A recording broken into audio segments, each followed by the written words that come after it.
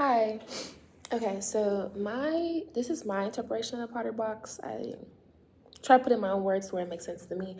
So of course we have a definition, and that's where like everything is just flat out, all information, no details left behind, everything explained, everything that happened in that situation, put on the table basically. Then we have the values, and that's kind of like I guess you could say like the why behind it. Like you might not know the whole why, but that's kind of like what I guess the cause for that effect to have happened, if that makes sense. This is how I'm taking it in my head. Okay, and then we have the principles, and I guess that's just like, to me, the backup behind it too. Like, not just the why, but like the moral reasoning. Like, okay, they did that. Okay, we have what we did. They did that because it is. But, mentally, they did it because like, it's not the effect. It's not really it's not the cause. Like, the values were the causes, but the principle was like the ethical meaning, like the mental, like the real mind process, I guess, behind it. And the loyalties would just show that like you remain how you feel, and you didn't let like the body, like you're not. I wouldn't say biased, but like you remain keeping like staying true to who you were before, but by expanding and showing that you understand without losing your loyalty. That's how I understood it.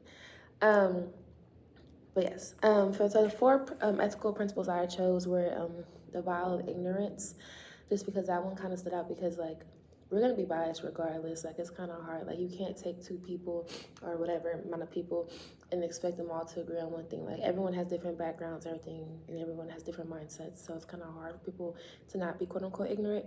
But when you put that vow up, it's kind of like, okay, I'm gonna put all my stuff to the side and look at the situation as a normal person or as the average person, and I guess kind of make it like equity, like everyone's like equal, you know. Okay, and I also chose the Kant.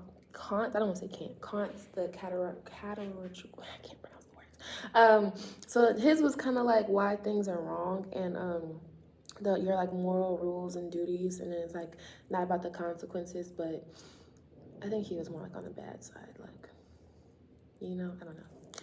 The Christian will. So Christian will stood out to me because it is God's will, and it was like I feel like people always say that a lot, like that especially like Christians that are kind of like, because I mean not to put religion out there, but like people act different based on how they're Christian, how they grew up Christian. I know my Christian, we're all the same, but like some people really take it to the extreme, I guess you could say.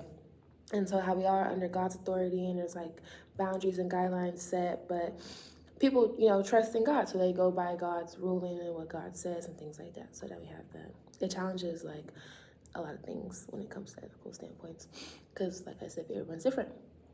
And then the last one was the Aristotle's golden mean, and so mean automatically the middle, so I kind of like stood out to me. I was like, hey, that's easy to remember.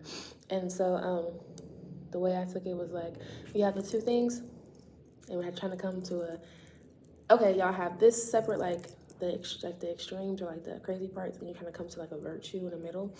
And it was like I guess I don't want to say two wrongs, because you can't make like two wrongs make a right, but I think two wrongs make a compromise, because they can come into to be something to get the point across where I can agree on.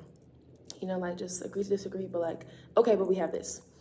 So yeah, those were the four principles I chose in my Potter box definition. I understand it, but that's just how I put it out in my words, but I got it. But yeah.